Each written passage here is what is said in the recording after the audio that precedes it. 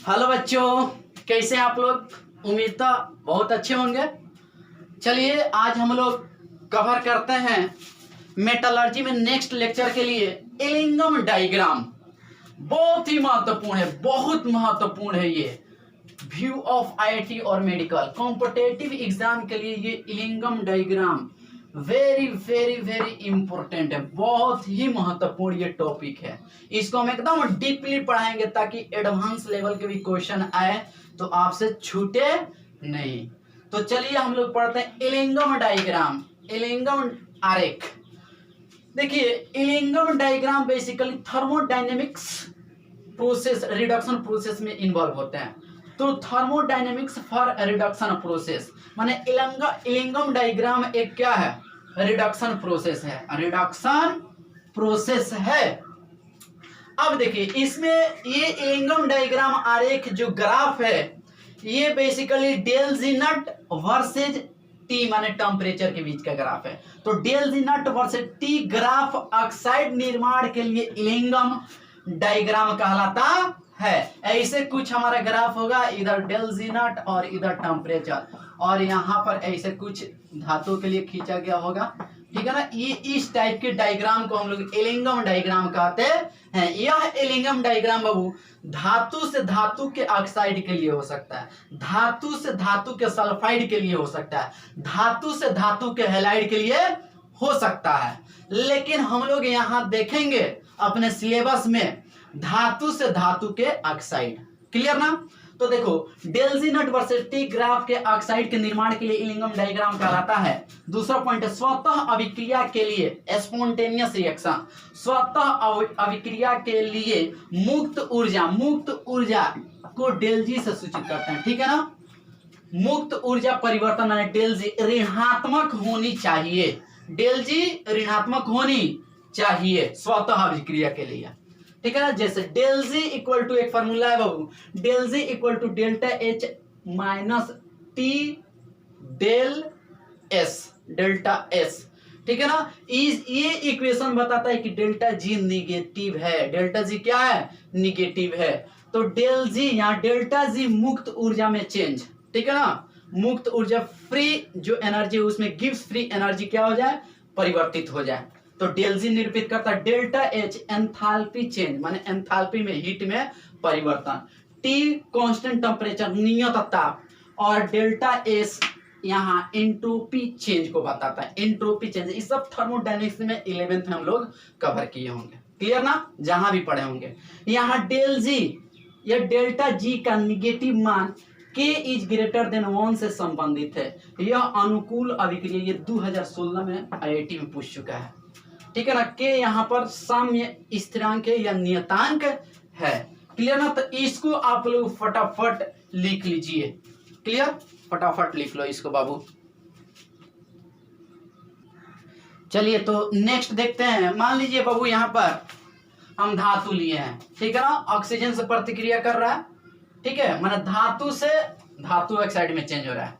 ए में यहाँ पर धातु है, मेटल है, तो ये अभिक्रिया करके धातु के ऑक्साइड बना रहा है। तो कोई भी रिएक्शन धातु से धातु ऑक्साइड प्राप्त होगा ना, उसके delta S entropy change negative होगा। क्या होगा, निगेटिव चेंज क्या होगा, डेल्टा एस माने एंट्रोपी चेंज क्या होगा, निगेटिव होगा, क्लियर।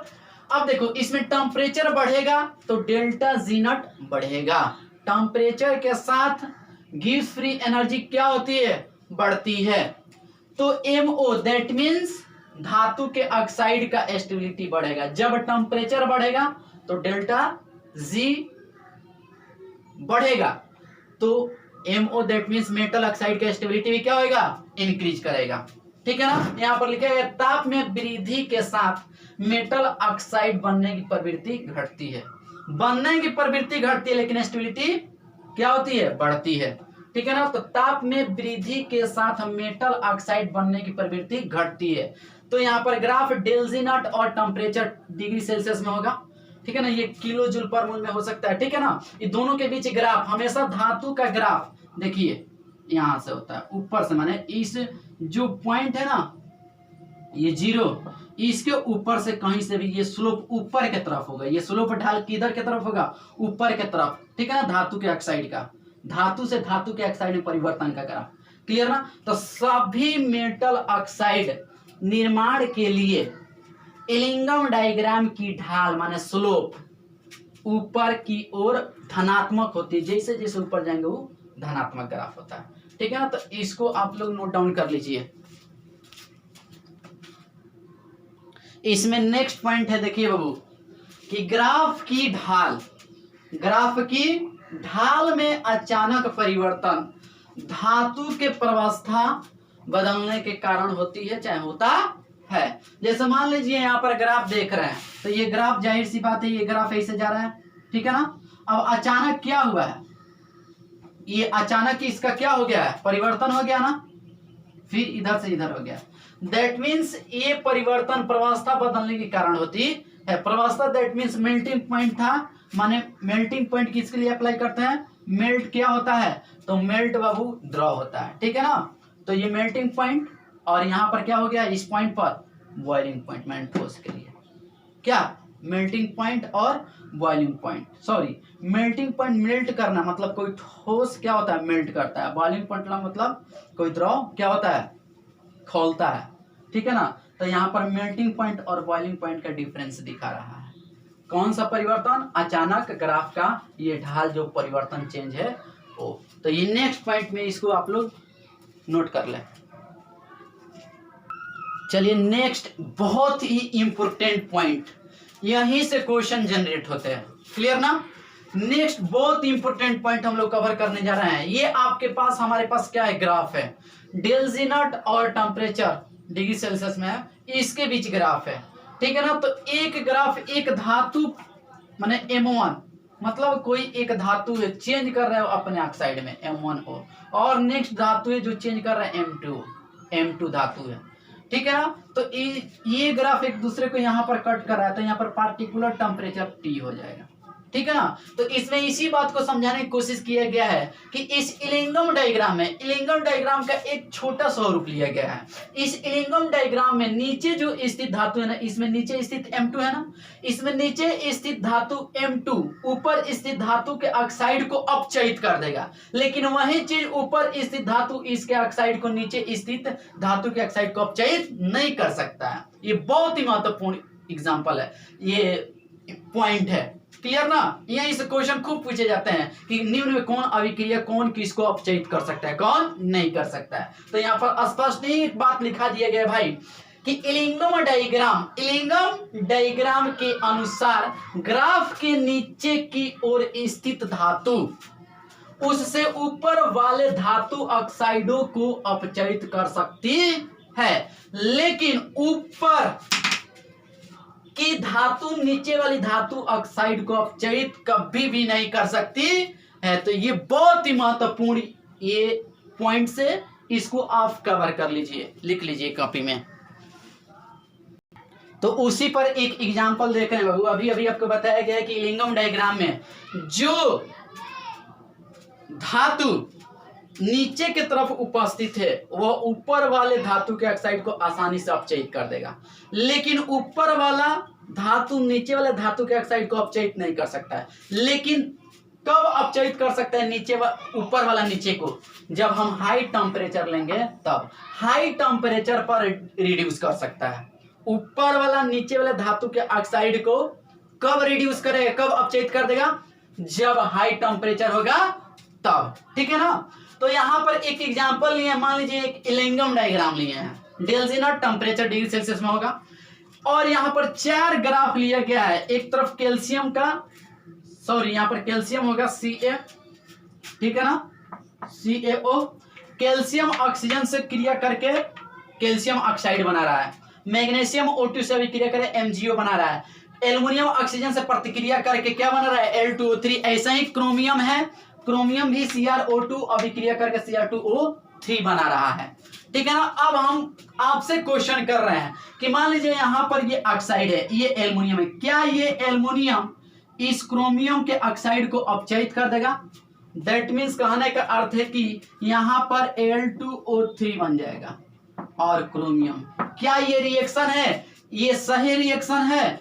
इसका ये बनाएंगे तो यहाँ पर बनेगा Cr2O3 प्लस एल्युमिनियम। तो यहाँ पर क्रोमियम एल्युमिनियम को अपचाइड किया है, एल्युमिनियम के ऑक्साइड को, और यहाँ पर एल्युमिनियम क्रोमियम के ऑक्साइड को अपचाइड किया है। तो बताइए इन दोनों में से रिएक्शन कौन सही है, कौन पॉसिबल है, कौन संभावित क्रिया है? एग्जाम्पल बताइए आप इसका आंसर।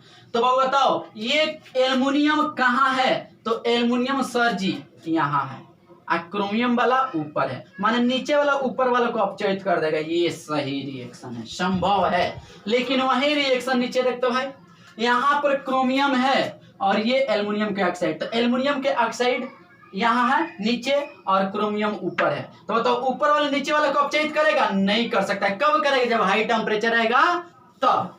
तो ये बाबू रिएक्शन पॉसिबल नहीं है, ध्यान रहे। स्पष्ट ना? तो इस एग्जाम्पल को आप नोट कर लीजिए। क्लियर? तो बाबू यहाँ पर एक क्वेश्चन लिया गया है, एलिंगम डायग्राम से रिलेटेड एक क्वेश्चन लिए हैं। ये आपके सामने ग्राफ है। ये फर्स्ट ग्राफ में जो नीचे वाला ग्राफ है VO2, VO2 में चेंज हो रहा है UO2, UO2 में, और TO2 है तो TO2 में, और S है O2 से रिएक्शन करके SO2 दे रहा है। ठीक है ना? अब इस क्वेश्चन में पहला क्वेश्चन हमसे कर रहा है, ये ओवरऑल क्वेश्चन दे दिया है और आपसे ए में पूछ रहा है कि which of the following metal oxide can reduce by, which of the following metal oxide can reduce by metal U by certain temperature. हमसे कह रहे हैं कि ये इसमें आप बताइए कौन सा मेटल ऑक्साइड यू से रिड्यूस हो जाएगा, माने यू मेटल से क्या हो जाएगा? रिड्यूस हो जाएगा, अपचयित हो जाएगा। तो यू कहाँ है? तो यहाँ है, और नीचे वाला सभी ऊपर वाला को रिड्यूस कर देता है। तो किस किस मेटल ऑक्साइड को रिड्यूस कर देगा? तो TO2 और SO2। तो आंसर में क्या हो जाएगा? TO2 and SO2। क्लियर? समझ में आया क्या आपको? नीचे वाला ऊपर वाला सभी ऑक्साइड के, धातु के ऑक्साइड को क्या कर सकता है? अपचयित कर सकता है।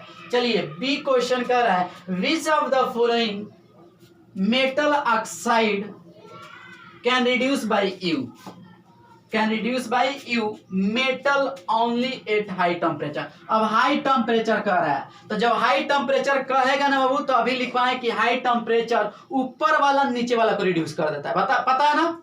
तो बताओ ऊपर वाला माने यू ना, तो हाई टेम्परेचर तो नीचे वाला को रिड्यूस कर देगा, माने कि आंसर VO2। स्पष्ट ना? चलिए सी क्या कर रहा है? सी कह रहा है कि which of the following metal oxide will decompose first, माने सबसे पहले कौन मेटल ऑक्साइड विघटित हो जाएगा। तो ध्यान देना भाई मेरे, जो ऊपर रहता है ना, सबसे ऊपर डेल्टा जी डिफरेंट जितना ही ज्यादा होता है ना, वो उसके डिकम्पोज होने की प्रवृत्ति ज्यादा होता है। माने एलिंगम डायग्राम में सबसे ऊपर वाला जो होता है ना, वो जल्दी से विघटित हो जाता है। क्लियर ना? तो आंसर क्या हो जाएगा? सबसे ऊपर कौन है?